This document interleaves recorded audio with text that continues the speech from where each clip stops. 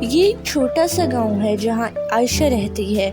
عائشہ صرف 10 سال کی ہے لیکن دل کی بہت نیک اور مددگار ہے۔ راستے میں ایک بوڑھی عورت لکڑیوں کا بھاری گٹا اٹھا کر جا رہی تھی۔ وہ تھکی ہوئی اور کمزور لگ رہی تھی۔ عائشہ نے ہمدردی سے کہا، امی جان، یہ لکڑیاں میں اٹھا لیتی ہوں، آپ آرام کیجیے۔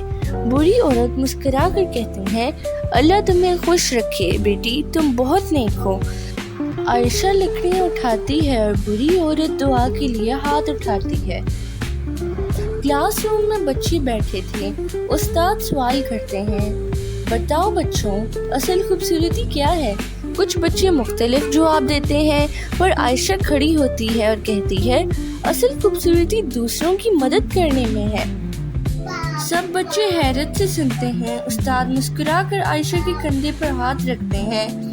استاد کہتے ہیں، شاباش عائشہ، تم نے بالکل صحیح کہا۔ کلاس کے سب بچے تالیاں بجاتے ہیں۔